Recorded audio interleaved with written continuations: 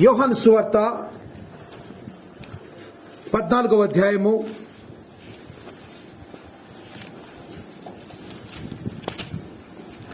యోహాను సువార్త 14వ అధ్యాయము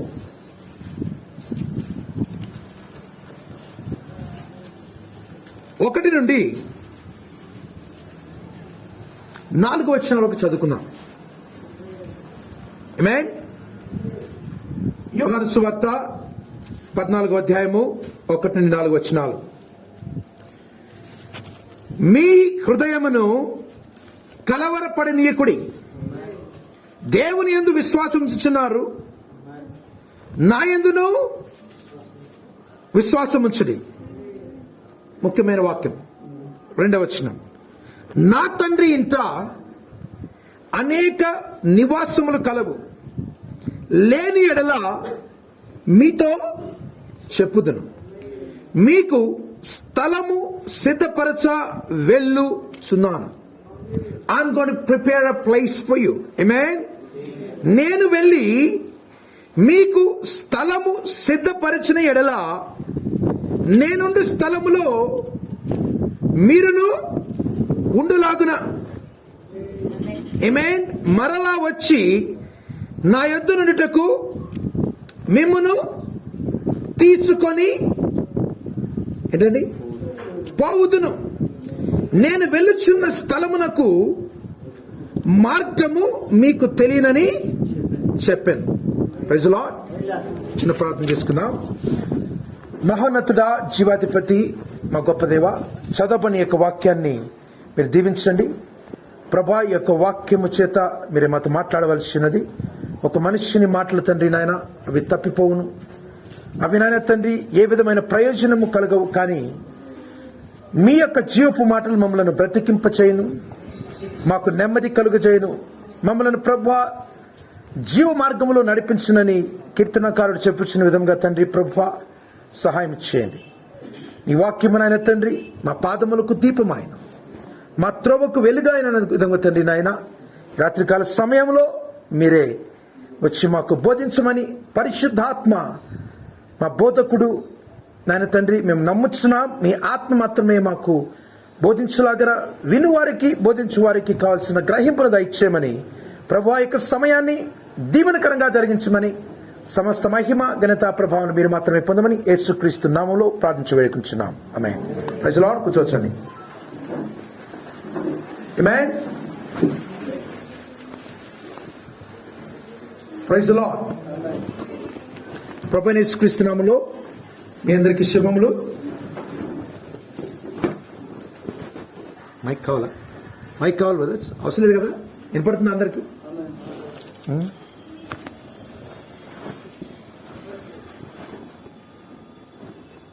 ఆమేన్. దేవుని ఘనమైన నామమునకు మహిమ కలుగును గాక. ఈ యొక్క సాయంకాల సమయంలో ఇది ఒక నూతన గృహం. It's a new home. ఒక నూతన గృహము ఎతకాలంటే, కట్టాలంటే ఎలాంటి విధమైన ఆలోచనలు ఉంటాయి. ఆమేన్. అలాగే ఈ భౌతికమైన గృహం కంటే ఇంకా అతిపెద్ద గృహం గురించి కూడా మనం మాట్లాడుకుందాం. Praise the Lord. ఒక విధంగా చెప్పాలంటే భౌతికమైన గృహము మరియు ఆత్మీయమైన గృహం గురించి ఈరోజు అంశం ఏంటంటే expectations of a new home. కొత్త గృహము యొక్క, కొత్త గృహపు అంచనాలు. ఆమేన్. ఈ గృహం గురించి అంచనాలు ఎలా ఉంటాయి? దీన్ని ఒకవేళ ఒక భౌతికమైన గృహాన్ని వెతుక్కునేటప్పుడు కూడా కొంతమందికి ఏమేమి ఎంచుకోవాలో కూడా తెలియదు. వీటన్నిటి గురించి, భౌతికమైన గృహం గురించి మాట్లాడండి. ఇక్కడ బ్రదర్ పాల్ బాబు గారు ఉన్నారు, ఆయనకి బాగా తెలుసు. అలాగే ప్రసన్న గారు వచ్చారా? రాలేదా? వచ్చారా? ఆయన కూడా సివిల్ ఇంజనీర్ కదా. సివిల్ అంటే వాళ్ళకి ఎక్కువ తెలుసు. కానీ మనం భౌతికమైన గృహాన్ని గురించి, ఆత్మీయమైన గృహాన్ని గురించి మనం చూద్దాం. అంచనాలు ఎలా ఉంటాయి? ఇప్పుడు ఇది కూడా ఒక కొత్త గృహం. ఈ యొక్క గృహము ఏర్పాటు చేయబడడానికి, ఇది కట్టబడడానికి కొన్ని అంచనాలు ఉన్నాయి. ఇక్కడ మనందరికీ ఒక గృహం ఉన్నది. ఆమేన్. భౌతికమైన గృహం గురించి భౌతికమైన ఉదాహరణలు మనం చూసి, అలాగే ఆత్మీయంగా ఎలా దేవుడు మనల్ని సిద్ధపరుస్తున్నాడో మనం చూద్దాం. ఆమేన్. ప్రతి ఒక్కరికి కలల గృహం ఉంటుంది, కలల ఇల్లు ఉంటుంది, అంతే కదా. నేను ఫలానా ఇల్లు కలిగి ఉండాలని ప్రతి ఒక్కరికి, ఈ భూమి మీద నివసిస్తున్నాం కాబట్టి మరి ముఖ్యంగా సహోదరులకు ఎక్కువ ఉంటుంది, అంతే కదా. ఆమేన్. ఆమేన్. తప్పు కాదు. కానీ ఆ యొక్క ఇల్లు ఎత్తుక్కునేటప్పుడు ఎలాంటి అంచనాలు ఉంటాయి, మరి వాక్యం ఏం చెప్తుంది అని దాని గురించి చూద్దాం. Praise the Lord. ఒకవేళ డబ్బు అనేది మనకి సమస్య కాకుంటే ఎలాంటిది, ఎలాంటి గృహమైన ఇలా కావాలనుకుంటాను, ఇలా ఉంటుంది అనేకమైన ఆలోచనలు ఉంటాయి. మీకు మన భారతదేశంలో చూసినప్పుడు చాలా ఖరీదైన గృహాలు ఏదైనా ఉన్నాయంటే ముంబై నగరంలో 6 ప్రఖ్యాతిగాంచిన గృహాలు ఉన్నాయి. ఏనండి, భారతదేశంలో అతి ఖరీదైన గృహం ఎక్కడున్నాయంటే హైదరాబాద్ కాదు, ఢిల్లీ కాదు, చెన్నై కాదు, బెంగళూరు కాదు, ఎక్కడండి? ముంబైలో ఉన్నాయి. ఎవరైనా చెప్పగలరా ఖరీదైన గృహం ఏంటో? అంటిలియా అంటే ముఖేష్ అంబానీ యొక్క గృహము ఉన్నది. ఇంకా రెండవది చూసినప్పుడు ఎక్కడుందంటే, దాన్ని పేరు చెప్తున్నాను, వాళ్ళ పేర్లు మనకు అనవసరం, మన్నత్ ఉంటుంది. తర్వాత 3వది జేకే హౌస్, 4 జల్సా, 5 జటియా హౌస్, 6 కొలాబా. కొలాబా రతన్ టాటా గారు ఉండే గృహం. ఇవి చాలా ఖరీదైన గృహాలు. ఈ యొక్క మొదటి గృహం గురించి, ఈ ముఖేష్ అంబానీ యొక్క గృహం కనుక చూసినప్పుడు 27 అంతస్తుల బిల్డింగ్ ఇది. ఏంటండి ఇప్పుడు ఆ అంతస్తులు చెప్పేసి దీన్ని తక్కువ చేస్తున్నారా? కాదు. అంతకంటే ఇంకా పెద్ద అంతస్తుల గురించి మనం మాట్లాడతాం. Praise the Lord. హల్లెలూయా. 27 అంతస్తులు. దానిని కట్టడానికి ఆస్ట్రేలియా, అలాగే న్యూయార్క్ ఫర్మ్ నుంచి, చికాగో ఫర్మ్ నుంచి, అమెరికా నుండి, అలాగే ఆస్ట్రేలియా నుంచి వాళ్ళు వచ్చి డిజైన్ ఇచ్చి కట్టమన్నట్టుగా చెప్పారు. దాని యొక్క ఖరీదు 6,000 కోట్ల నుండి 12,000 కోట్లు అయిందండి. ఎంత? 6,000 కోట్ల నుండి 12,000 కోట్లు అయింది. అది 27 అంతస్తులు. దాంట్లో మీకు లేదంటూ లేదు. ఐస్ క్రీమ్ పార్లర్ కూడా ఉంది, అర్థంగాని హెలిప్యాడ్, అంటే మీకు ఏదైతే కావాలో సమస్తం ఉన్నది. ఏంటి బ్రదర్ ఇవన్నీ చెప్పి తక్కువ చేస్తున్నారు? కాదు.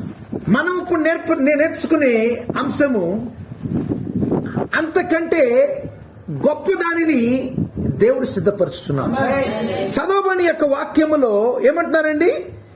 నా తండ్రి ఇంట అనేక నివాసములు కలవు, లేని ఎడల మీతో చెప్పుదును, మీకు స్థలము సిద్ధపరచ వెళ్ళుచున్నాను. The Lord is preparing a place for you. దేవుడు మన కొరకు సిద్ధపరచుడు. ఎలాంటి స్థలము? ఈ లోకములో ఉన్న ధనవంతుల కంటే, ఈ లోకములో ఉన్న గృహాల కంటే చాలా పెద్ద గృహాన్ని, పెద్ద స్థలాన్ని దేవుడు సిద్ధపరచుచున్నాడు. ఆమేన్. Praise the Lord. సరే చూద్దాం. దీనిని మీరు కావాలని ఇంటికి వెళ్ళి ప్రకటన 21 అలాగే 22వ అధ్యాయములో దేవుడు సిద్ధపరచుచున్న గృహం గురించి మనం నేర్చుకోవచ్చు. Praise the Lord. ఒక భౌతికమైన గృహాన్ని మనం చూసినప్పుడు, ఎంచుకునేటప్పుడు 6 రకాల విషయాలు మనం గమనించాలి. ఏంటండి? 6 things you must consider when you plan to search for a house. ఒక ఇల్లుని మీరు కట్టాలనుకున్నప్పుడు ఏర్పరచుకోవాలి 6 విషయాలు మీరు జ్ఞాపకం చేసుకోవాలి. ఆమేన్. మొట్టమొదటిది, దీనిని భౌతికంగా మరియు ఆత్మీయంగా మనం పోల్చి, భౌతికంగా మనం ఎలా ఎతుకుతామో దేవుడు దాన్ని పట్టించుకుంటున్నాడా లేదా అని మనం చూడాలి. మొట్టమొదటిది, ఒక ఇల్లుని మనం ఎతికేటప్పుడు ఏం కోరుకుంటామండి? ఎవరైనా చెప్పగలరా? మొట్టమొదటిగా ఏం కావాలనుకుంటాము? కొత్తది కావాలనుకుంటారు, అంతే కదా. You want a new home. ఎవరు కూడా, అంటే సాధారణంగా చెప్తున్నాను అట్లా అని చెప్పేసి రెండవ గృహము తీసుకుంటే ప్రాబ్లం అని కాదు. నాకు అలాంటి ప్రాబ్లం నేను చెప్తున్నాను. ఎలా ఉంటుంది? కొత్తది. You want a new home, అంతేనా కదా? కొత్తది కావాలి. ఎందుకు? ప్రతి ఒక్కటి కూడా కొత్తది. ఆమేన్. కొత్త రూమ్స్, కొత్త బాత్రూమ్స్, కొత్త ఇల్లు, మొత్తం అంతా కొత్తదిగా కావాలనుకుంటా, అంతేనా? అది మనుష్యుని యొక్క అది. అంటే ఒక ఇల్లుని కట్టేటప్పుడు ఏం కనుకుంటా, నువ్వు ఎలా కావాలనుకుంటున్నావు? You want a new home, కొత్తది, పాతది కాదు. మరి దేవుడు ఎలాంటి యొక్క గృహాన్ని ఇస్తున్నాడు? దేవుడు కొత్తది ఇస్తున్నాడు, పాతది ఇస్తున్నాడా? చూద్దాం. ప్రకటన 21వ అధ్యాయం చూడండి. ఆమేన్.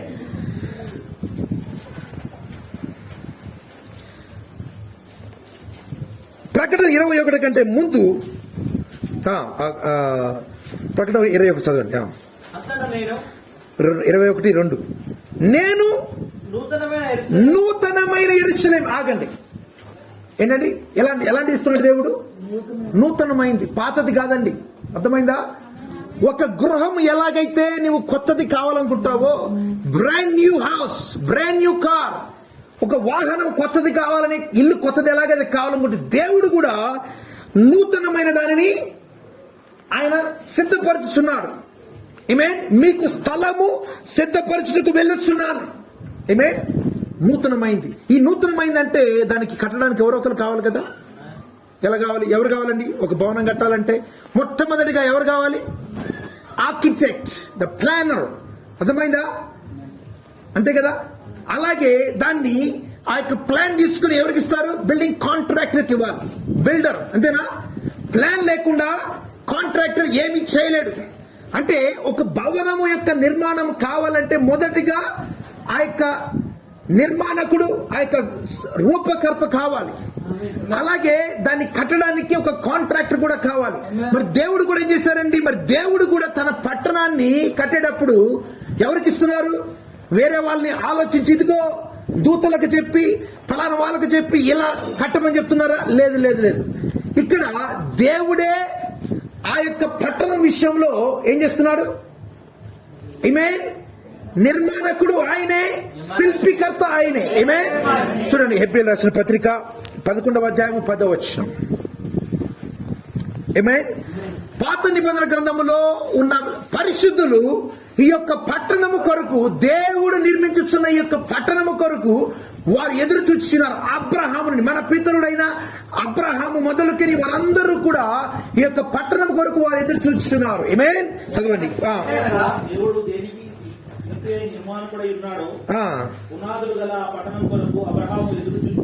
ఏలయనగా దేవుడు, ఆగండి, మీరు జాగ్రత్తగా ఏంటంటే, దేవుడు ఏమైనారు ఇక్కడ? శిల్పి. ఆమేన్. తర్వాత నిర్మాణకుడు. అర్థమైంది కదా. ఒక భౌతికమైన ఇల్లుకి ఆర్కిటెక్ట్, అలాగే బిల్డర్ ఎలాగైతే కావాలో, దేవుడు కూడా ఏం చేస్తున్నాడు? దూతలకు లేకపోతే ఫలానా వాళ్ళకి సబ్ కాంట్రాక్ట్ ఇవ్వలేదు, కాంట్రాక్ట్ ఇవ్వలేదు. తానే ఏం చేస్తున్నాడండి? చదవండి అన్నమాట. దేవుడు దేనికి శిల్పియు నిర్మాణకుడై ఉన్నాడు. అంటే దేవుడే ఆ యొక్క పట్టణాన్ని సిద్ధపరుస్తున్నాడు. హల్లెలూయా. అందుకని మనుష్యుని చేత నిర్మించబడిన ఏ పట్టణము, ఏ ఇల్లు కూడా అదేంటంటే ఏదో ఒక లోపాలు ఉంటాయి. అది ఎంత ఉత్తమమైనప్పటికీ కూడా ఎలా ఉంటుందండి? కొన్ని లోపాలు ఉంటాయి. ఇది కొత్తది, అంతే కదా. ఇది నూతనమైనది. అలాగే దానికి నిర్మాణకుడు, శిల్పి ఎవరైనారు? దేవుడు. అంటే ఇప్పుడు మీరు చెప్పండి, మీరు ఎంత కొత్త ఇల్లు తీసుకున్నా, ఆమేన్, దాంట్లో కొన్ని లోపాలు ఉంటాయి. కానీ దేవుడు కట్టించేది ఎలా ఉందండి? చాలా బాగుంటుంది. ఇప్పుడు మీరు ప్రకటన 21లోకి వెళ్ళి చదవాలని కోరుకుంటున్నాను. చూడండి, దేవుడు ఎలాంటి యొక్క గృహాన్ని, కొత్త గృహాన్ని ఎలా చేస్తున్నారో, ఎలా ఆమేన్, ప్యూర్ అండ్ సింపుల్. మరియు నేను నూతనమైన యెరూషలేము అను ఆ పరిశుద్ధ పట్టణము తన భర్త కొరకు అలంకరింపబడిన పెళ్లి కుమార్తె వలె సిద్ధపడి పరలోకమందున్న దేవుని యొద్ద నుండి దిగివచ్చున చూచితిని. ఆమేన్. 10 అప్పుడు 10వ వచనం చదవండి. ఆత్మవశుడనై ఉన్న నన్ను ఎత్తైన గొప్ప పర్వతం మీదకి కొనిపోయి, యెరూషలేము అను పరిశుద్ధ పట్టణము దేవుని మహిమ గలదై పరలోకమందున దేవుని యొద్ద నుండి దిగివచ్చుట నాకు చూపెను. ఇది ఎక్కడి నుంచి వస్తుందండి? పరలోకము నుండి దిగి వస్తుంది. ఇది ఎవరి దగ్గర నుంచి వస్తుంది? దేవుని దగ్గర నుంచే. ఆయనే నిర్మాణకుడు, ఆయనే శిల్పికర్త. అది నూతనమైనది. హల్లెలూయా. మొట్టమొదటిది ఏంటండి, ఏదైనా ఒక మీరు ఇల్లు చూస్తున్నప్పుడు ఏం చేస్తారండి, నూతనంగా ఉండాలి. ఆ నూతనమైన భాగంలో ఏం చేస్తారండి, మీరు ఒక మంచి నిర్మాణకుని, మంచి బిల్డర్ని కూడా చూస్తే దీన్ని కావాలంటే చాలా పాయింట్లు తీయచ్చు, కానీ నేను దీన్ని మొట్టమొదటిగా ఏంటండి, నూతనమైన గృహానికి ఒక మంచి నిర్మాణకుడు, శిల్పి కావాలా లేదా? దేవుడే ఆ యొక్క నిర్మాణకుడు అయినాడు. Praise the Lord. హల్లెలూయా. ఈ లోకంలో చూసినప్పుడు, అమెరికా గాని యూరోప్ గాని ఆ యొక్క దేశాల్లో చూసినప్పుడు, ఆ యొక్క పట్టణాలు కట్టబడినప్పుడు చాలా అమెరికా దేశంలో ఒక ఆయన పేరు ఉండేవారండి. ఆయన పేరు ఏంటంటే ఫ్రాంక్లిన్. ఏంటండి, ఫ్రాంక్ లాయిడ్ రైట్. అతడు చాలా చాలా పెద్ద పెద్ద భవనాలు మంచి బాగా కట్టాడు. అంటే ఆర్కిటెక్ట్. అవి ఒక విధంగా చెప్పాలంటే 1920 సంవత్సరంలో ఆయనకి ఆ యొక్క గవర్నమెంట్ కూడా ఆయన చేసిన సేవలకు ప్రతిఫలంగా వారికి గొప్ప నిర్మాణకుడు అనే శతాబ్దపు యొక్క గొప్ప శిల్పికర్త, ఆర్కిటెక్ట్ అనే ఒక గొప్ప పేరునిచ్చాడు. ఈ యొక్క లోకములో ఉండే ఆర్కిటెక్టుల కంటే గొప్పవాడు ఎవరండి? మన దేవుడు. Praise the Lord. హల్లెలూయా. ఈ యొక్క లోకంలో మీకు కనబడే ఈ యొక్క పట్టణంలో కొన్ని మీకు లోపాలు కనపడతాయి, కానీ ఆయన నిర్మించబోయేదానని ఏది లోపం లేదు. హల్లెలూయా. రెండవది కొత్త గృహం యొక్క అంచనాలు. మొట్టమొదటిది నూతనమైనదిగా కోరుకుంటాం. ఎందుకంటే పాతానికి ఆర్కిటెక్ట్ అవసరమా, బిల్డర్ అవసరమా? రెనోవేషన్స్ చేసుకోవచ్చు, మనం దానికి మార్పులు చేర్పులు చేసుకోవచ్చు. కానీ దేవుడు ఇక్కడ నూతనమైన దానిని, మనం ఎలాగైతే ఒక భౌతికమైన నూతన గృహం కలిగి ఉంటాడో అని ఆశ కలిగి ఉంటామో, అలాగే దేవుడు కూడా ఆయన చేస్తున్నాడండి, నూతనమైన పట్టణము తయారు చేస్తున్నాడు, సిద్ధపరచుచున్నాడు. జ్ఞాపకం ఉంచుకొని, ఈ మాట జ్ఞాపకం చివరిగా వచ్చినప్పుడు నేను మళ్ళీ వస్తాను. నేను ఏం చేస్తున్నాడండి, దేవుడు సిద్ధపరచుచున్నాడు. ఆ మాటను మీరు జ్ఞాపకం చేసుకోవాలి. ఎవరి కొరకు? చివరికి చూద్దాం. రెండవది, ఒక గృహము ఎంచుకునేటప్పుడు రెండవది చాలా ప్రాముఖ్యమైనది. ఎంతమందికి మీకు తెలుసు, కానీ నేను వేరే దేశాల్లో ఉన్నప్పుడు ఒక ఇల్లు కొనాలనుకునేటప్పుడు మాకేం చేసేవాళ్ళంటే, వాళ్ళు ఒక కోర్స్ ఇచ్చేవాళ్ళు. ఒక 15 నిమిషాలు, ఒక అరగంట. ఏంటంటే ఒక ఇల్లుని కొనేటప్పుడు మీరు ఎలా ఎంచుకోవాలి ఏంటి అనేది చాలా చాలా చెప్పేవాళ్ళు. ఆ ఎంచుకునే భాగంలో చాలా ప్రాముఖ్యమైనది రెండో విషయం ఏంటంటే లొకేషన్, ద బెస్ట్ లొకేషన్, ఉత్తమమైన ప్రాంతాన్ని ఎంచుకోమని చెప్తారు. ఏంటండి, అర్థమైందా? ఉత్తమమైన ప్రాంతం. హైదరాబాద్ లో ఉత్తమమైన ప్రాంతం ఏదనుకుంటారు? అది చెప్పారండి. బంజారాస్, జూబ్లీ హిల్స్, ఇప్పుడు గచ్చిబౌలి, హైటెక్ సిటీ, ఇదంతా చాలా దగ్గరగా ఉంది. అర్థమైంది కదా? అంటే ఎందుకు ఉత్తమమైంది? అక్కడున్న ప్రదేశం కావచ్చు, అక్కడున్న కొన్ని కారణాలు ఉంటాయి. అలాగే ఒకళ్ళు ఎప్పుడుగానే ఇల్లు తీసుకున్నప్పుడు ఏం చేస్తారు సార్, సిటీ సెంటర్ కి దగ్గరగా ఉండాలని చూస్తారు. సిబిడి కావచ్చు, అర్థమైందండి, సెంట్రల్ బిజినెస్ డిస్ట్రిక్ట్ అంటారు. సిటీ సెంటర్ అంటారు. అంటే వాడికి దగ్గరగా ఉండే విధముగా అందరూ, ఇది హైటెక్ సిటీకి 6 కిలోమీటర్లు ఉంటుంది, మాది 10 కిలోమీటర్లు, అంటే అంతా కూడా దగ్గరలో ఉంటుంది. ఉత్తమమైన ప్రాంతాన్ని ఎన్నుకుంటామా లేదా? ఎందుకు ఉత్తమమైన ప్రాంతము? ఉత్తమమైన ప్రాంతంలో అంటే అర్థం ఏంటి? ఉండేవాళ్ళు కూడా ఎలాంటి వాళ్ళండి చెప్పాలండి. ఉత్తమమైన ప్రాంతంలో ఎవరు ఉంటారు? ఉత్తమమైన వాళ్ళు ఉంటారు. అంతే కదా? ప్రాంతానికి ఉత్తమమైనది అంటే దానికి అనేకమైన కారణాలు. లొకేషన్, లొకేషన్, లొకేషన్, ప్రాంతము, ప్రాంతము, ప్రాంతము, ఏరియా, ఏరియా, ఏరియా, అంతే కదా? ఒక గృహాన్ని తీసుకున్నప్పుడు ఎలాగైనా మనం ఎక్కడో పోయి చాలా ఊరవతల 50 కిలోమీటర్ల దూరంలో ఉంటామా? ఉంటాము. అన్నిటికీ అనుకూలమైనది, అన్నిటికీ ఉండే విధంగా మనం చూస్తాం ఒక భౌతికమైన గృహానికి. ముఖ్యంగా ఇక్కడ ఏంటంటే అక్కడ ఉండే వాళ్ళు ఎలా ఉంటారు? ఇది చాలా ఎడ్యుకేటెడ్ పీపుల్, ఇది చాలా ఇక్కడ చాలా స్కూళ్ళు ఉంటాయి, చాలా కాలేజీలు ఉంటాయి, అనేకమైన ఆలోచనలు కలిగి ఉంటాయి. అంతేనా? అంటే ఏంటిది? It has some good neighbours. అంటే అక్కడ ఉండే ఇరుకు పొరుగు వారు ఎలాంటి వారండి? మంచివారు. దాన్ని బట్టే ఆ యొక్క ప్రదేశము ఉత్తమమైనదిగా తీర్చిదిద్దబడుతుంది. అంతేనా? జూబ్లీహిల్స్, బంజారాహిల్స్ లో ఎవరు ఉంటారండి? పొలిటీషియన్స్, పెద్ద పెద్ద వాళ్ళు ఈ లోకంలో ఉండేవారు. ఆమేన్. అంతే కదా? దానిని ఉత్తమమైన ప్రాంతం అంటారు. బైబిల్ గ్రంథం కూడా మనకి ఇచ్చేటప్పుడు ఆ యొక్క ప్రదేశం అనేది, పట్టణం అనేది ఉత్తమమైన ప్రాంతంగా ఉన్నది. ఉత్తమమైన ప్రాంతం ఎందుకని చెప్పానండి? ఉత్తమమైన ఉండే వారిని బట్టి. అంతే కదా? అక్కడ సెలబ్రిటీస్ అని చాలా ఉంటారు, కానీ ఇక్కడ ఎలాంటి వాళ్ళు ఉంటారో మనం చూద్దాం. ప్రకటన గ్రంథంలో చూద్దాం దేవుడు ఎలాంటి వాళ్ళని ఉంచుతున్నాడో, ఎలాంటి వాళ్ళని ఉంచారో మనకు అర్థమవుతుంది. ప్రకటన 21:8. పెద్దగా చదవాలండి. పిరికి వారును, అవిశ్వాసులను, అసహ్యులను, నరహంతకులను, వ్యభిచారులను, మాంత్రికులను, విగ్రహారాధికులను, అబద్ధికులందరూ. చూడు, ఇక్కడ ఈ యొక్క 21వ అధ్యాయం చూసినప్పుడు ఎవరి గురించి మాట్లాడుతుంది? ఆ యొక్క పరలోకం యొక్క పట్టణంలో ఎవరు ఉండబోతారో చూడండి. అక్కడ ఎవరు ఉండరో తెలుసా? ఎవరుండరంట? పిరికోలు ఉండరు. ఆమేన్. మనకుంటే ఇరుగు పొరుగు వాళ్ళ గురించి చెప్తున్నాను. పరలోకంలో ఎవరైతే ఉండవాలని కోరుకుంటారో వారు ఎలాంటి వాళ్ళు ఉండరంట? పిరికి వాళ్ళుగా ఉండరు, అవిశ్వాసులుగా ఉండరు, అసహ్యులుగా ఉండరు, నరహంతుగా అక్కడ ఉండనే ఉండరు. అంతేనా? ఆమేన్. వ్యభిచారులు ఉండరు, మాంత్రికులు ఉండరు, విగ్రహారాధికులు ఉండరు, అబద్ధికులు ఉండరు, అగ్నిగంధకంలో మండు వాళ్ళు ఎవరు ఉండరు. వాళ్ళందరూ ఉండే ప్రదేశం ఎక్కడ? అది వేరే గృహం. ఏమే? దేవుడు సిద్ధపరిచే గృహం కాదు అది. అర్థమైందా? అసలు ప్రాముఖ్యమైన మాట ఏంటంటే, మనకి పక్కన ఎవరు నివసిస్తారండి? దేవుడే మనకు పక్కన నివసిస్తాడు. హల్లెలూయా. ఆమేన్. అర్థమైందా? ఆ యొక్క ప్రాంతము ఉత్తమమైనది ఎందుకంటే దేవుడే తన ప్రజలతో సహవాసం చేయబోతున్నాడు. ఆమేన్. హల్లెలూయా. కాబట్టి ఇక్కడ చాలా మంది అనుకుంటారు, ఈ ఏరియాలో ఇట్లా ఉంది, ఆ ఏరియాలో ఈ ప్రాబ్లం, కానీ దేవుడు ఉండే ప్రదేశంలో ఎలాంటి వాళ్ళు ఎవరు ఉండరంట. అంతే కదా? ఈ ప్రాంతంలో ఏమంటారండి? ముందుగా చెప్పినప్పుడు మీ ప్రాంతం దొంగలు ఉంటారా అంటారండి. ఏం రాజు బ్రదర్? అదే కదా? సేఫా, సెక్యూర్డా అనుకుంటారు. అంటే ఏంటిది? అవును. ఈ లోకం ఎక్కడికి వెళ్ళినా, ఏ దేశంలోకి వెళ్ళినా, ఏ కంట్రీకి వెళ్ళినా ఎంతో కొంత క్రైమ్ ఉంటుంది. ఏంటండి? ఎంతో కొంత క్రైమ్ ఉంటుంది.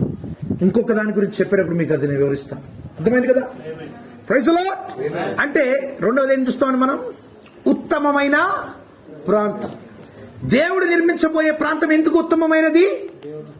దేవుడే అక్కడ తన ప్రజలతో కలిసి సహవాసం చేయబోతున్నాడు. హల్లెలూయా. ఆమేన్. అక్కడ మనల్ని వదిలేసి వెళ్ళిపోవటం కాదు. ఏమన్నారండి? ఇందాక 14వ అధ్యాయంలో వచ్చింది కదా? ఏముందండి? చదవండి. ఇందాక 14వ అధ్యాయంలో అక్కడ ఒక మాట రాయబడింది. యోహాను సువార్త 14వ అధ్యాయంలో 3వ వచనం. నేను వెళ్ళి సిద్ధపరచిన ఎడల నేనుండు స్థలములో, ఇదిగో మీరు బంజారాహిల్స్ లో ఉంటారు, నేను వెళ్ళి ఎక్కడో 50 కిలోమీటర్లు ఉంటాను అంటలేదు దేవుడు. అర్థమైందా? నేను ఎక్కడుంటే అక్కడే మీరు ఉంటారు. మీకొక ప్రదేశం, నాకొక ప్రదేశం కాదు. అర్థమైందా? నేను ఎక్కడైతే సిద్ధపరుస్తాను అక్కడ మీరుంటారు, అక్కడ నేను కూడా ఉంటాను. హల్లెలూయా. రెండవది ఏం నేర్చుకున్నామండి? ఉత్తమమైన ప్రదేశం, లేకపోతే ప్రాంతం, ఏరియా. అంతే కదా? మూడవది, ఒక ఇల్లును మనం ఏర్పాటు చేసుకోవాలంటే చాలా ప్రాముఖ్యం. భవనం యొక్క పరిమాణం, బిల్ట్ ఏరియా. అంతే కదా? సైజ్ ఆఫ్ ద బిల్డింగ్, అది ఎంత స్థలములో ఉందని చూస్తాం. ఎంత స్థలం చూస్తామండి? మనకు స్క్వేర్ ఫీట్ లో లేకపోతే స్క్వేర్ యార్డ్ లో చూస్తాం. అంతే కదా? 100 గజాల, 120, 150, 200, 300, అంతేనా? లేకపోతే స్క్వేర్ ఫీట్ వచ్చేసరికి 1000, లేకపోతే 1000, 1200, 1500, 2000, అంతే కదా? అంతేనా కదా? ఏమే? ఎందుకు ఎక్కువ స్థలం చూసుకుంటాం? ఎక్కువ మంది కుటుంబ సభ్యులు అక్కడ వారు విశాలంగా నివసించడానికి. అంతేనా కాదా? Praise the Lord. అంటే ఎంత పెద్దగా ఉంటే అంతగా మనకి ఇష్టంగా ఉంటుంది. అంతేనా? మొదటిది కొత్తది, రెండవది మంచి ప్రదేశం, మూడవది ఇల్లు. కొన్ని చూసినప్పుడు లేకపోతే స్థలం ఇది మనకు చాలా చిన్నగా ఉంటుంది, ఇంకా కొంచెం ఎదుగుదాం. అంతేనా? అంతే కదా. ఆమేన్. మరి దేవుడు నిర్మించబోయే పట్టణం ఎంత పెద్దది తెలుసా? చాలా పెద్దది. దాన్ని మీరు ఊహించుకుంటే చాలా కష్టం. ఎవరు కూడా ఈ యొక్క మానవులు ఇప్పటి వరకు ఎవరు కూడా భూమి మీద అంత పెద్ద పట్టణాన్ని కట్టలేదు. ప్రకటన 21:15. ప్రకటన 21:15. ఆ పట్టణమును దాని గుమ్మములను ప్రాకారమును కొలుచుటకై. చూడండి, ఈ టేప్ ఎలాంటిదంట. ఇదిగో దేవుడు ఏది వాడినా గానీ మామూలుగా ఉండదు. ఆమేన్. దేవుడు కొలుస్తున్నాడు. ఎలా కొలుస్తున్నాడు? ఆయన కొలిచినప్పుడు ఎంతగా ఉందో చూద్దాం. కొలతలు తీసుకుంటున్నారా ఇక్కడ? ప్రాకారములను కొలుచుటకై, గుమ్మములను ప్రాకారములను కొలుచుటకై కొలకర్ర ఉండెను. ఆమేన్. చూడండి 16వ వచనం. ఆ పట్టణము సత్యముఖమైనది, దాని పొడుగు దాని వెడల్పుతో సమానం. అతడు ఆ కోలకర్రతో పట్టణమును కొలవగా దాని కొలత 750 కోసులైనది. 750 కోసులైనది. ఇక్కడ దీనిని చచ్చవుకైనది అంటే దాని పొడుగు దాని వెడల్పుతో సమానం అంటే స్క్వేర్ షేప్ అంటారు. అంటే ఇది 30 అడుగులుంటే ఇది 30 అడుగులు, ఇది 30 అడుగులుంటే ఇది 30, అంతే కదా. ఏంటిది? రెక్టాంగిల్ లా లేదు, దీర్ఘ చతురంగా లేదు. ఏమే స్క్వేర్ షేప్ లో ఉంది. ఎంతగా ఉందంటే చదవండి అక్కడ. దాని పొడుగు దాని వెడల్పు సమానము. కొలకరతో పట్టణమును కొలవగా దాని కొలత 780 కోసులైనది. దాని పొడుగు అంటే ఏంటండి? పొడుగు, ఎత్తు, వెడల్పు అంటే అర్థం ఏంటిది? ఒకవేళ ఈ బిల్డింగ్ తీసుకోండి, అర్థమైందా? దేవుడు ఏం చెప్తున్నా తెలుసా? ఆ పట్టణం ఎలా ఉందంటే ఒకవేళ ఇది 30 అడుగులు వెడల్పుంటే, 30 అడుగులు పొడుగుంటే వెడల్పుంటే ఎత్తు ఎంత ఉండాలి? ఇప్పుడు 30 అడుగులు ఉండాలి. ఇక్కడ ఇచ్చిన కొలత ఎంత తెలుసా? ఏమైనా 750 కోసులు అంటే ఇంగ్లీష్ లో నేను చూసినప్పుడు 1500 మైళ్ళు. అర్థమైందా? ఎంతండి? 1500 మైల్స్. దాన్ని కిలోమీటర్లో చూసినప్పుడు ఎంత తెలుసా? 2150. ఎంతండి? 2150 కిలోమీటర్లు. ఏంటి? వెడల్పు. పొడవు 2150. ఎత్తు నేను చెప్పేది 14 ఇంచుల గోడ కాదు, 14 అడుగుల ఎత్తు గోడ కాదు, 20 అడుగుల గోడ ఎత్తుకి ఎంత ఎత్తు అంటండి? 2150. దాదాపు 2200 అనుకోండి, రౌండ్ ఆఫ్ చేద్దాం, పర్లేదు. ఏమే 2100 అనుకున్నాం, లేకపోతే 2001 అడుగు, 2100 గోడ అంటే ఎంత పెద్ద తెలుసా? ఇక్కడ నుండి కాశ్మీర్ కి 2200 కిలోమీటర్లు. ఢిల్లీ తక్కువే ఉంది, 1550 1600 ఉంటుంది. అంతే దేవ బ్రదర్? అదే ఎంత ఉంటుంది? 1400 ఉంటుందా? 1500 1700 ఉంటుంది. కానీ కాశ్మీర్ నేను చూసినప్పుడు, నేను లడక్ వరకు కాదు కొంతవరకు చూసినప్పుడు అది ఎంతవరకు ఉందంటే 2200 కిలోమీటర్లు. ఏంటిది? వెడల్పు. మీరు చెప్పినట్టుగా 20 అడుగులు 30 అడుగులు కాదు. ఇక అంబానీ ఇల్లు కూడా సరిపోతాయి. ఎంతమంది? 1000 మంది కూడా బట్టలు ఆ ఇంట్లో. అర్థమైందా? దేవుడు నిర్మించబోయే పట్టణం యొక్క ఎవరన్నా కట్టారా అంత పెద్ద పట్టణం? ఏ దేశం ఎవరు కూడా కట్టలా. 2200 కిలోమీటర్లు అంటే చూసుకోండి, ఎంత పెద్ద లేఅవుట్ చూడండి, ఎంత పెద్ద వెంచర్ చూడండి. అర్థమైందా? దేవుడు సిద్ధపరుస్తున్నాడు. దేవుడు ఏర్పరిచేది చాలా పెద్ద. దాని గోడలు కూడా ఏంటంటే 2200 కిలోమీటర్లు అంటే అసలు మామూలా? ఊహకు అందంది. పొడవెంతుందంటే వెడల్పు. ఎందుకంటే దేవుడు ఏదైనా చేశాడంటే చాలా ఖచ్చితంగా ఉంటుంది. ఆమేన్. సరే, ఇప్పుడు ఈ భవనం యొక్క నిర్మాణం ఎలా ఉంది? మనం అనుకున్నట్లుగా చిన్నగా లేదు. ఎలా ఉందండి? మానవులకి ఊహకి అందని విధంగా ఉన్నది. Praise the Lord. సరే, 4వది మనం చూద్దాం. 4వది, ఒక ఇల్లుని ఎంచుకునేటప్పుడు, నిర్మించేటప్పుడు ఏం చూస్తారండి? ఎవరైనా చెప్పాలి? భద్రత చూస్తాం, సెక్యూరిటీ. అంతేనా? ఏం చేయాలి? గోడలు మంచిగా ఉండాలి, డోర్లు గట్టిగా ఉండాలి. ఎందుకని దొంగలు వచ్చి ఇప్పుడు చూడండి కింద బ్రదర్ ఏం చేశారంటే గ్రిల్స్ పెట్టేశారు. ఉన్నారా? ఎందుకు పెట్టారు? వారి యొక్క రక్షణ కోసం, సేఫ్టీ. అర్థమైందా? మీకు మన దేశంలో అయితే అలా చూడలేదు, కానీ నేను నివసించిన దేశంలో ఎలా ఉందంటే చుట్టూ కాంపౌండ్ చుట్టూ ఎలక్ట్రిక్ ఫెన్స్ ఉంటుంది. ఏది పనిచేస్తుంది, ఇక్కడలాగా పనిచేయకుండా కాదు, ఎలక్ట్రిక్ ఫెన్స్ పనిచేస్తుంది. తర్వాత ఇంట్లో మాకు అలాం ఉండేది, ప్రతిరోజు పడుకునేటప్పుడు అలాం పెట్టుకుంటాం. ఎందుకంటే మొత్తం అంత అన్ని డోర్స్ కి సెన్సర్స్ ఉంటాయి. ఎందుకు? దొంగోడు వస్తాడండి. అర్థమైందా? అంటే మీకు అటువంటి యొక్క పరిస్థితులు మీరు లేరు కాబట్టి నేను చెప్తున్నాను. ఏమే సెన్సర్స్ ఉంటాయి. ఎందుకు? సిటీలో అయితే మరీ ప్రమాదం. పల్లెటూరులో అన్న కనీసం కొంత సేఫ్టీ ఉంటుంది, కానీ సిటీలో ఏంటండి, ఎక్కడైతే ఎక్కువ మంది జనాలు ఉంటారో, ఎక్కువ జనసాంద్రత ఉంటుందో అక్కడ ఏం జరుగుతాయి? దొంగతనాలు, అనేకమైన హింసాత్మకమైన ఘటనలు మనం చూస్తాం.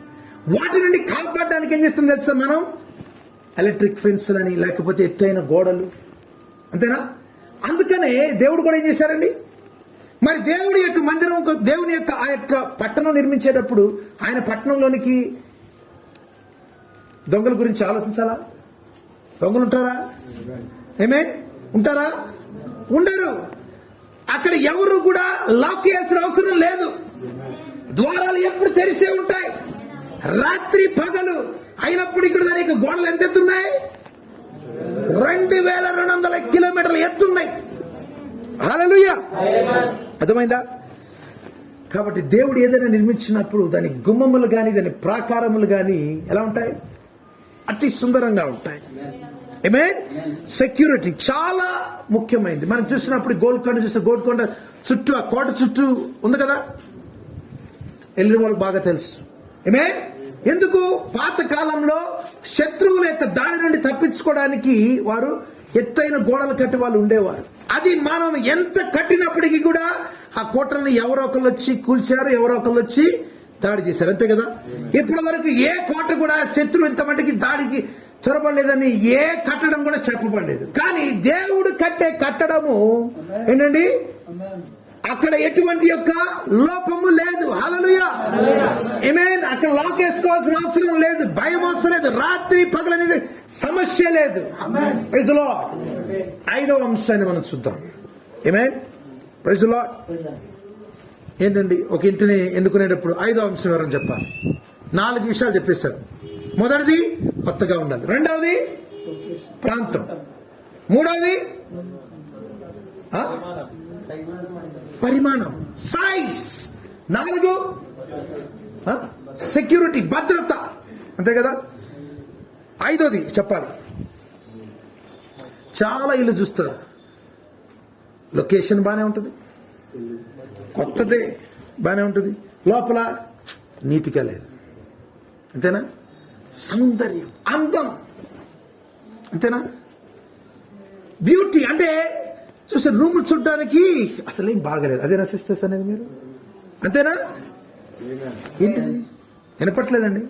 అంతే కదా? అంటే మనం ఉండబోయే ఇల్లు ఎలా ఉండాలి? లేకపోతే ఇంత డెకరేషన్ ఎందుకండి? అవసరమా? ఇంత డెకరేషన్ అవసరమా? లేదు. కానీ we like beautiful things, అందమైన వాటిని మనము ఉండాలని కోరుకుంటాం.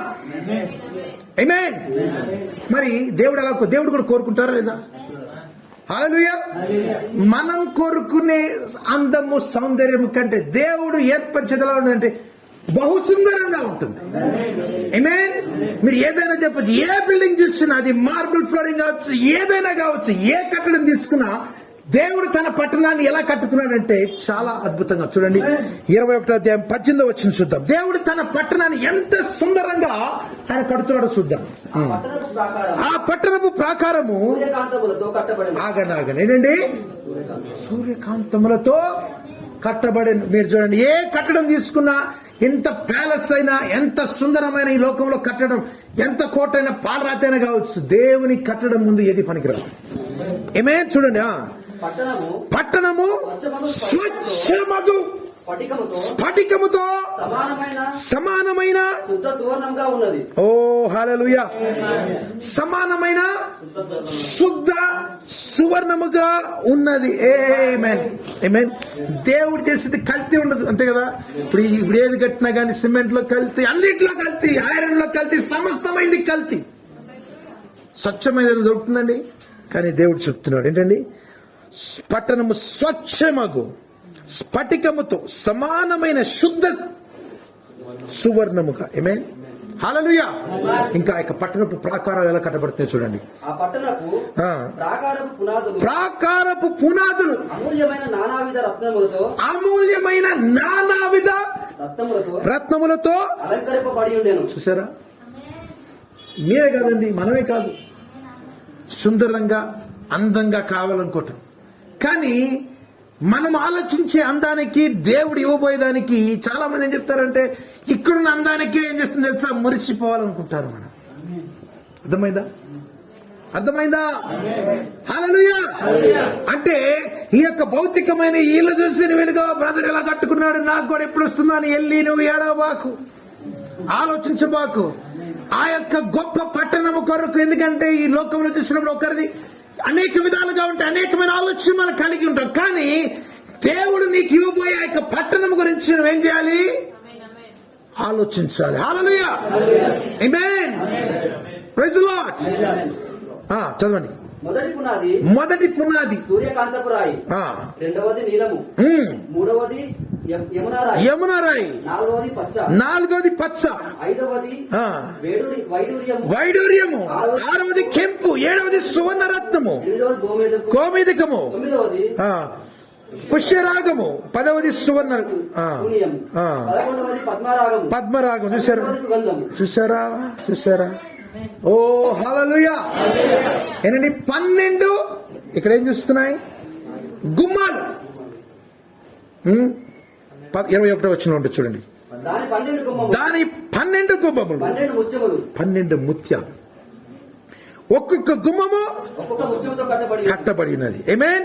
పట్టణపు రాజవీధి శుద్ధ సువర్ణమైన. చూసారా ఏంటి రోడ్లు ఎలా ఉన్నాయండి, ఎలా ఉన్నాయి రోడ్లు? సిమెంట్ కాదు, తార్ రోడ్డు కాదు, శుద్ధ సువర్ణమైన స్వచ్ఛమైన స్ఫటికమును పోలి ఉన్నది. చాలా మంది కళలు కావాలని కోరుకుంటారు. ఎవరైనా కాలం కోరుకున్నారా, ప్రభువా నాకు ఆ పరలోక పట్టణం గురించి ఒక్కొక్క దర్శనం చూపించాడు. లేదు, నాకు ఇది కావాలి, అది కావాలి, ఇది కావాలి. ఏదో ఒకటి కాలం. కానీ దేవుడు ఏదైతే నిర్మిస్తున్నాడో దాన్ని మనం కోరుకుంటామా, దాన్ని చూపించే కనీసం కళల్లో. అంటే దాన్ని కనుక మనం ఎప్పుడైతే కలిగి ఉన్నామో, చూస్తున్నామో, ఈ భౌతికమైన ఈ లోకంలో ఉన్న వాటి గురించి మనం అంతగా నిరాశ పడము. ఆమేన్. అంటే దేవుడు కూడా అందాన్ని, సౌందర్యాన్ని తనదైన విధముగా స్వచ్ఛముగా ఆయన చేస్తున్నాడు. ఆమేన్ ప్రైజ్ ది లార్డ్ హల్లెలూయా. చివరిగా 6వది ఏంటండి, ఏరియా బాగానే ఉంది, సౌందర్యంగా ఉంది, రూమ్స్ బాగానే ఉన్నాయి, అంతా బాగానే ఉంది, ఎక్కువ స్థలం అందరు పట్టచ్చు, కావాలంటే చుట్టాలు వచ్చినా పట్టచ్చు. ఇంకా ఏం కావాలి? అసలైనది, చాలా ప్రాముఖ్యమైనది. ఇల్లు ఎంత పెద్దగా ఉన్నా, ఇల్లు ఎంత అందముగా ఉన్నా, ఆమేన్, ఎంత కొత్తగా ఉన్నా, అది ఎంత ప్రాముఖ్యమైన ప్రదేశమైనా, ఎంత భద్రతగా ఉన్నా, ఎంత ప్యాలెస్ గా ఉన్నా, ప్రాముఖ్యమైన తెలుసా, ఆ ఇంట్లో ఉండే వారికి కావలసిన తెలుసా, సమాధానము, శాంతి, వారి యొక్క జీవన నాణ్యత, క్వాలిటీ ఆఫ్ లైఫ్. ఆ యొక్క కుటుంబం, ఆ యొక్క గృహములో శాంతి, సమాధానం గనక లేకపోతే ఏంటిది, అది దయ్యాల కొంపలానే ఉంటుంది. ఏంటి, శాంతి సమాధానము గనక లేకపోతే, మరి దేవుడు కట్టే ఆ యొక్క పట్టణంలో తేడా ఏంటి, ఎందుకు అవుతుంది? ఏ గృహమైన చూసుకుని మనుషులు లేకపోతే ఏమంటారు, అమ్మో ఏమంటారు అన్న గృహాన్ని, బూత్ లేకపోతే ఆ గృహంలో మనకు. కానీ ఎప్పుడైతే మనుషులు చాలా మంది ఎక్కువ కనపడుతుంటారు, ఆ గృహంలో చాలా మంది అంటారు. దేవుడు కూడా ఏం చేస్తున్నాడంటే ఆయన కట్టి ఆయన ఎక్కడ ఉండట్లా. ఆమేన్. యోహాను సువార్త 14వ అధ్యాయము 3వ వచనంలో తీయద్దు. అక్కడ ఏమంటాడండి, ఆయన ఎక్కడైతే ఉంటారో మనం కూడా అక్కడే ఉంటాం. అదే విషయాన్ని ఇదే ప్రకటనలో 3వ వచనం చూడండి, ప్రకటన 21:3. ఎందుకు ఆ యొక్క గృహములో సమాధానము, శాంతి అనేది ఉంటుందో, ఆనందం ఉంటుందో మనం చూద్దాం ఇక్కడ. అప్పుడు ఇదిగో దేవుని నివాసము మనుషులతో కూడా ఉన్నది. ఏంటండి, దయ్యాలతో కాదు. అర్థమైందా? దేవుని నివాసము ఎవరితో ఉంది? కాబట్టి మన గృహం ఎవరితో ఉండాలండి? Praise the Lord. హల్లెలూయా. చాలా గృహాలు ఉంటాయి, కానీ దేవునితో ఉంటుందో లేదో తెలియదు. ఆమేన్. దేవుడు ఎక్కడైతే ఉంటాడో ఎలా ఉంటుందో చూడండి. ఆయన వారితో కాపురముండును. ఓ హల్లెలూయా. ఆమేన్. వారు ఆయన ప్రజలై ఉందురు. ఆయన ప్రజలై ఉందురు. అంటే ఏంటి? దేవుడు ఇంకొక చోట ఇది కాదు. ఇప్పుడైతే దేవుడు ఒక పరిమాణంలో ఉన్నాడు, 7వ పరిమాణంలో ఉన్నాడు. ఆమేన్. దేవుడే అక్కడికి వచ్చి ఏం చేయబోతున్నాడు? నివాసము చేయబోతున్నాడు. హల్లెలూయా. ఆమేన్. దేవుడు తానే వారి దేవుడై ఉండి వారికి తోడైండును. ఆమేన్. ఆయన వారి కన్నుల ప్రతి బాష్ప బిందువును తుడిచివేయును. ప్రతి బాష్ప బిందువును తుడిచివేయు. ఎందుకు ఈ యొక్క గృహంలో ఆనందము, సంతోషం ఉంటుందంటే దేవుడు నివాసం చేస్తున్నాడు కాబట్టి. ఆమేన్. Praise the Lord. చూడండి, వారు క్రైస్తవులు కాకపోవచ్చు, క్రైస్తవులు కాని వారైనా కావచ్చు, ఎవరైనా కానీ కొత్త ఇంట్లోకి వెళ్ళినప్పుడు ఏం కోరుకుంటారు? సంతోషంగా ఉండాలనుకుంటారా? సమాధానం కావాలని కోరుకుంటారా? ఇంకా ఎక్కువగా ఆశ్చర్యించబడాలి లోకరీకి అనుకుంటారా? ఆమేన్. ఎవరు కూడా ఇంట్లోకి వెళ్ళిన తర్వాత మాకు ఏడుపు కావాలి, మాకు సమస్యలు కావాలి అని కోరుకుంటారా అంటే లేదు. నో, వాళ్ళు దాన్ని కోరుకోరు. ఆమేన్. ఎప్పుడైతే దేవుడు తన ప్రజలతో ఆ యొక్క గృహమును, దీన్ని భౌతికమైన గృహంలో కూడా తీసుకోవచ్చు, ఆ ప్రజలతో ఆ నివాసం చేసేవారితో ఆయన ఉంటారో ఏముంటుంది అక్కడ? చూడండి ఎలా ఉంటుందంట. కన్నుల ప్రతి బాష్ప బిందువును తుడిచిపోయిన. ఆ రాబోయే పట్టణంలో ఇంకా మనం ఏడటం అనేది లేదు. ఈమెన్. ఇక్కడ కూడా దేవుడు మన యొక్క ఇక్కడ ఈ యొక్క లోకములో ఉన్నంత కాలము, ఒక భౌతికమైన గృహంలో ఉన్నంత కాలము దేవుడు గనక మనతో ఉంటే ప్రతి దానిని అక్కడ వరకు, అక్కడికి వెళ్ళు వరకు ఆయన తుడిచివేయును. హల్లెలూయా. ఆమేన్. చదవండి. మరణము ఇక ఉండదు, దుఃఖమైనను చూసారా, ఏడ్పైనను వేదనైనను ఇక ఉండదు. ఉండదు. ఏముండదండి? మరణం ఉండదు, దుఃఖం ఉండదు, ఏడ్పు ఉండదు, వేదన ఉండదు. మొదటి సంగతులు గతించిపోయినమని సింహాసనములో నుండి వచ్చిన గొప్ప స్వరము చెప్పుట వింటిని. హల్లెలూయా. దేవుడు సిద్ధపరుచున్న పట్టణం. ఆమేన్. మరణం లేదు, దుఃఖం లేదు. చూసారా, అటువంటి గృహం కొరకు మనం ఏం చేయాలి? ఆశపడాలి.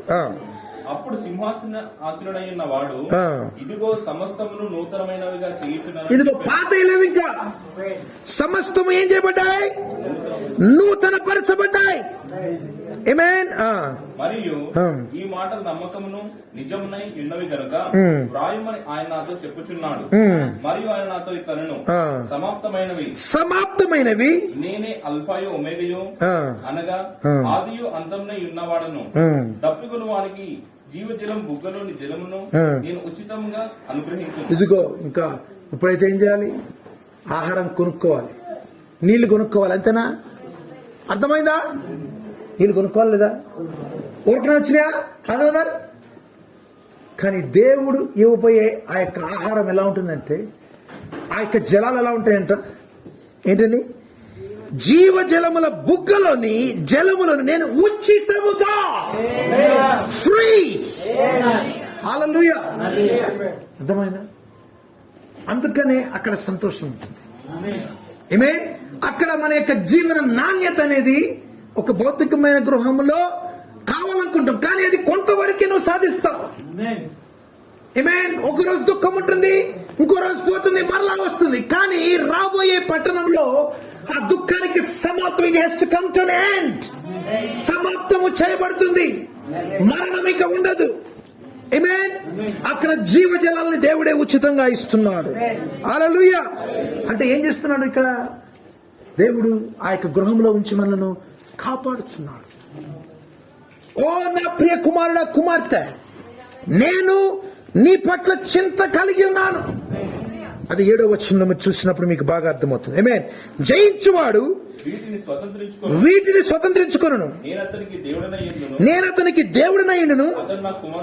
ఏమని చెప్తున్నారు? ఇదిగో ఆ యొక్క పట్టణంలో గృహంలో ఉంచి నీ సాగును చావు అని చెప్పట్లేదు దేవుడు. నువ్వు తెలియజేసుకోవట్లేదు, నేను అతనికి దేవుడినయ్యుండును.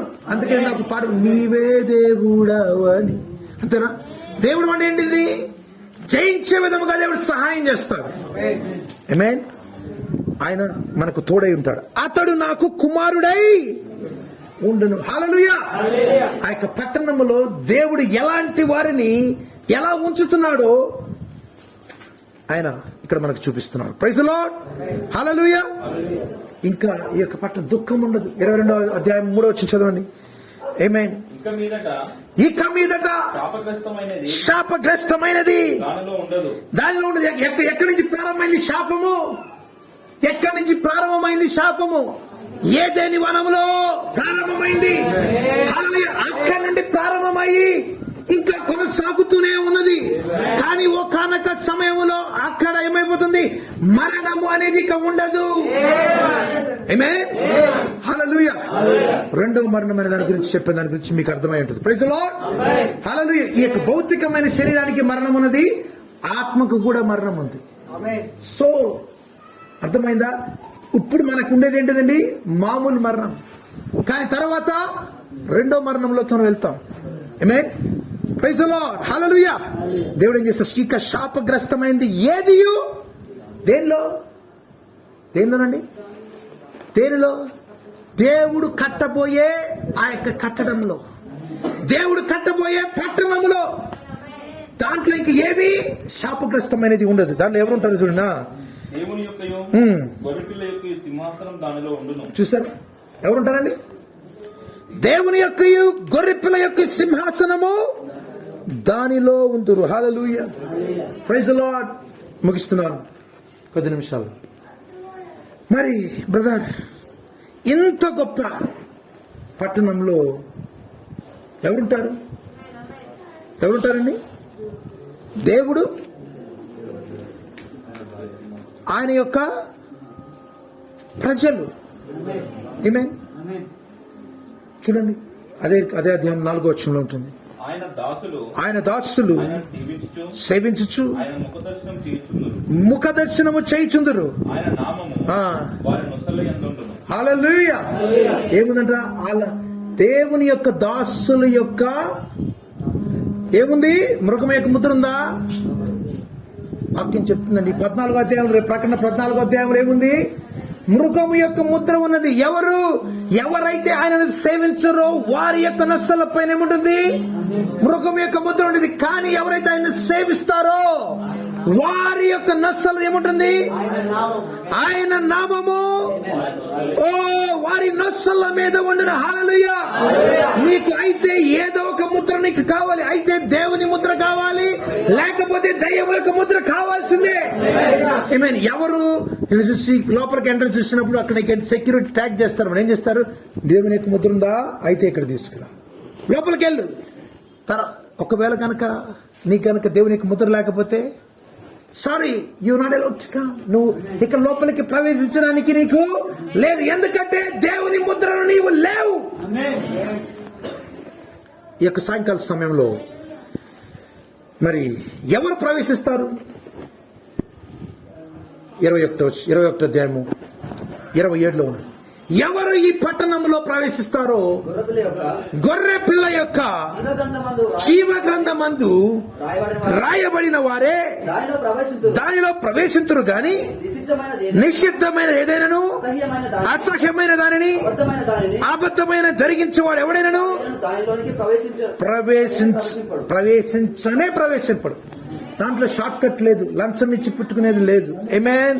హల్లెలూయా. నిషిద్ధమైంది గాని, అసహ్యమైంది గాని, అబద్ధమైంది గాని జరిగించేవాడు ఎవడు కూడా ఆ యొక్క పట్టణములో ప్రవేశింపు ఎవరు ప్రవేశిస్తారంటే గొర్రె పిల్ల యొక్క జీవ గ్రంథమందు ఎవరి పేర్లైతే రాయబడి ఉంటాయో వారు మాత్రమే. ఆమేన్, హల్లెలూయా. అందుకని గొర్రె పిల్ల జీవ గ్రంథం యొక్క పేర్లు ఆ గ్రంథంలో రాయబడిన వారు మృగమునకు వారు మొక్కరు. ఆమేన్, హల్లెలూయా. దేవుని యొక్క నామమును వారు ధరించుకొందరు. వారు మాత్రమే దేవుడు సిద్ధపరచుచున్న యొక్క పరలోకపు యొక్క పట్టణములో ప్రవేశింతురు. హల్లెలూయా. మరి నువ్వు నేను చేయాలి సార్ బ్రదర్, మరి నేను దీని గురించి నేను సిద్ధపడుతున్నాను అంటే జ్ఞాపకం ఉంచుకో. చివరిగా ఒక మాట చెప్తున్నాను. దేవుడు ఏం చేస్తున్నాడంట? యోహాను సువార్త, నేను సిద్ధపరచుచున్నాను. ఎవరి కొరకు సిద్ధపరుస్తున్నారు చెప్పాలి. ఎవరైతే సిద్ధపడుతున్నారో వాళ్ళ కొరకు అని సిద్ధపరుస్తున్నారు. Heaven is a prepared place for prepared people. అంటే పరలోకం అనేది, ఆ యొక్క పట్టణం అనేది ఎవరి కొరకు సిద్ధపరచబడుతున్నది? ఎవరైతే సిద్ధపాటు కలిగి ఉన్నారో వారి కొరకు సిద్ధపరచబడుతున్నది. అంటే నేను బ్రదర్ నేను వెళ్ళిపోవాలనుకున్నాను కాదు, వెళ్ళాలంటే ఒకటే ఒకటి ఏంటండి? ఎవరు సిద్ధపరిచేది? యేసు ప్రభు. నువ్వు ఆయన అంగీకరించకుండా ఆ యొక్క పట్టణంలోనికి వెళ్తానంటే కాదు. ముందుగా ఏం చేయాలి? ఆయన నీవు అంగీకరించాలి. ఆ ముద్రను కలిగి ఉండాలి. ఆయన కొరకు నీవు జీవించాలి. హల్లెలూయా. ముఖ్యమైనది ఆయన నీ కొరకు చూడండి, ఈ యొక్క ఇల్లు సిద్ధపరిచినప్పుడు చాలా ప్రయాసం ఉంటుంది. ఆమేన్. ప్రిపరేషన్ అనేది ఉంటుంది. ఒక కొత్త ఇంట్లోకి వెళ్ళాలంటే చాలా మార్పు చేసుకోవాలి మనం. ఆమేన్. అడ్రస్ మార్చుకోవాలి, అనేకమైన అంటే ఒక సిద్ధపాటు అవసరం. అలాగే పరలోకం అనేది ఆశ్చర్య అనుకునే విధంగా ప్రభువుని తీసుకెళ్తాడు అనుకుంటే సారీ, ఇక్కడ నువ్వేం చేయబడుతున్నావు? ఆయన అక్కడ స్థలాన్ని ప్రిపేర్ చేస్తున్నప్పుడే ఇక్కడ నేనేం చేస్తున్నాడు? దేవుడు సిద్ధపరచుచున్నాడు. Heaven is a prepared place for prepared people. హల్లెలూయా. సిద్ధపరచబడిన వారికి ఆయన సిద్ధపరచిన స్థలమే ఆ యొక్క పరలోకమైనది. కాబట్టి ఒకవేళ నువ్వు సిద్ధపాటు లేదనుకో, sorry, you not allowed to come. నువ్వు తన లోపలికి ప్రవేశించడానికి అర్హుడు కానీ కావు. ఈ యొక్క సాయంకాల సమయంలో ఒక భౌతికమైన గృహాన్ని ఎలా ఎంచుకోవాలో, ఎలా ఆసక్తి కలిగి ఉంటామో కొన్ని విషయాలు మనం చూసి, అలాగే ఆ యొక్క ఆత్మీయంగా దేవుడు ఈ యొక్క సమయము దాటిపోయిన తర్వాత దేవుడు ఎలాంటి యొక్క గృహాన్ని మనకు సిద్ధపరచబోచున్నాడు. ప్రతి ఒక్కరికి, అది చిన్నవారు పెద్దవారు, జాతి రంగు ఏది భేదం లేకుండా అందరికీ ఆయనను ఎవరైతే కుమారులు కుమార్తెలు అనబడిన వారి కొరకు సిద్ధపరచుచున్న స్థలమైనది. ఆ స్థలానికి నీవు సిద్ధమా? I'm asking a question. ఈ యొక్క సాయంకాల సమయంలో ప్రశ్న వేస్తున్నాను. ఆ యొక్క ప్రదేశానికి నువ్వు సిద్ధమా? సిద్ధమా అవునంటే కాదండి. ఏం చేయాలి? నువ్వు సిద్ధపడాలి. సిద్ధపాటు కలిగి ఉంటేనే నువ్వు అక్కడికి ప్రవేశించబడతావు. Praise the lord. సోదరి సోదరుడా, ఈ యొక్క సాయంకాల సమయంలో ఈ భౌతికమైన గృహం కొరకు నీకు కొన్ని ఆశలు కలిగి ఉండొచ్చు, కానీ మన యొక్క నిరీక్షణ, మన యొక్క ఆశ, మన యొక్క విశ్వాసము ఆ యొక్క స్వచ్ఛమైన, పరిశుద్ధమైన, నిర్మలమైన ఆ యొక్క పరలోకపు పట్టణం కొరకు, సియోను కొరకు మనం ఎదురు చూద్దాం. దేవుడు వాటి కొరకు ఇక్కడ మనల్ని సిద్ధపరచినట్లుగా మనం ప్రార్థన చేసుకున్నాం. మన తల వంచి ఉండగా ఈ యొక్క సమయంలో ఓ హల్లెలూయా, హల్లెలూయా, హల్లెలూయా, హల్లెలూయా, హల్లెలూయా, హల్లెలూయా. Praise the Lord. దయచేసి ఎవరు తల ఎత్తవద్దు, అటు ఇటు తిరగద్దు. ఈ సమయంలో దేవుడు మన కొరకు ఇచ్చిన ఈ యొక్క నూతన గృహంలో దేవుడు ఇచ్చిన వర్తమానాన్ని ఒకసారి జ్ఞాపకం చేసుకుందాం. దేవుడు తన ప్రజల పట్ల ఎంత ఆసక్తి కలిగి ఉన్నారు, ఎంత తీవ్రమైన చింత కలిగి ఉన్నారో, ఎంత శ్రద్ధ తీసుకుంటున్నారో చూడండి. ఓ సోదరి సోదరుడా, సోదరి సోదరుడా, నువ్వు ఆ యొక్క పరలోకపు పట్టణమునకు సిద్ధపాటుకు సిద్ధమా? ప్రవేశించుటకు దేవుడి రాత్రికాల సమయంలో నేను తీసుకువెళ్తే సమయం వచ్చినప్పుడు నువ్వు పిలవబడదువా? నీ సిద్ధపాటు ఎలా ఉంది? సోదరి సోదరుడా, దేవుడు నిన్ను ఈ భూమి పైన తీసుకొచ్చిన ఉద్దేశం ఏంటంటే ఆ యొక్క పరలోక పట్టణంలో ప్రవేశించినట్లుగా దేవుడు ఒక మార్గాన్ని ఇచ్చాడు. అది ఆయన సువార్త మార్గం, ఆయన పరిశుద్ధమైన మార్గము. అది మనం యేసు క్రీస్తును మనం ఆయన వాక్యమును అంగీకరించడం ద్వారా మాత్రమే ప్రవేశించగలమని నువ్వు గమనించాలి. ఏదో విధంగా నువ్వు జీవించి, ఏదో విధమైన సిద్ధపాటు కలిగి ఉండి, ఏదో విధమైన ఆలోచన కలిగి ఉంటే నువ్వు అక్కడ చేరాలనుకుంటే పౌసుమా, పోలేవు. నిరుత్సాహంగా ఉంటుంది. ఆ యొక్క గుమ్మములు నీకు మూసివేయబడును.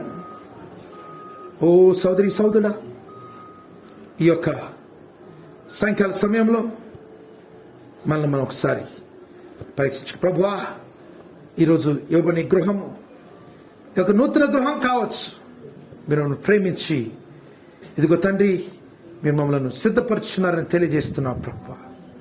ప్రభువా సహాయం చేస్తున్నారు తండ్రి అని ఈ సమయంలో ప్రభుకు అప్పచెప్తాం. ప్రభుని అడుగుదాం, అయ్యా తోడుగా ఉండు, సహాయం చేయమని. ఈ సమయంలో మనల్ని మనం పరీక్షించుకుందాం. సోదరి సోదరుడా, ఈ సమయంలో చెప్పబడిన వాక్యం కొరకు సోదరు ప్రవీణ్ ప్రార్థన చేయించుండగా మనల్ని మనం ఒకసారి పరీక్షించుకుందాం. జీవం దేవా, యేసుక్రీస్తు ప్రభువా, మీ ఘనమైన నామమున స్తోత్రం నైనా. అయ్యా, సమయంలో సత్యులేఖను సత్యుడానికి పేరు తీసుకొస్తాను. yes lord, వాక్యాన్ని బట్టి అందరం జరుపుకుంటున్నాం. అయ్యా, నీ జన్మకి నువ్వు సిద్ధపరిచిన ఏవైతే నేను కంటికి కనబడలేదు, చెవికి కనబడలేదు, అపోసలు అయ్యా, నువ్వు నిర్మించిన అయ్యా, నువ్వు మాకు సిద్ధపరిచిన వాటి కొరకు అయ్యా, ఇంకా మా జీవితాలు ఈ లోకంలో అయ్యా ప్రయాణికులుగా యాత్రికులుగా ఉన్నాను. yes lord, మా జీవితాలను సరైన పద్ధతిలో ఉంచుకున్నట్టు సాయం ప్రార్థిస్తున్నాను. అయ్యా, మా యొక్క జీవితానికి సమర్పించుకుంటున్నాను. అయ్యా, ప్రతి అడుగును, ప్రతి ఆలోచనను నీకు అప్పగించుకుంటున్నాను. అయ్యా, యేసుక్రీస్తు ప్రభువా, మా యొక్క ఆలోచనలు అయ్యా నిజమైన నీ దాని మీద మేము ఆధారపడి ఉన్నట్లుగా మాకు సహాయం చేయండి. అయ్యా, మా యొక్క హృదయమే నీకు జరిగేది మా యొక్క రమ్మని ప్రార్థిస్తున్నాం.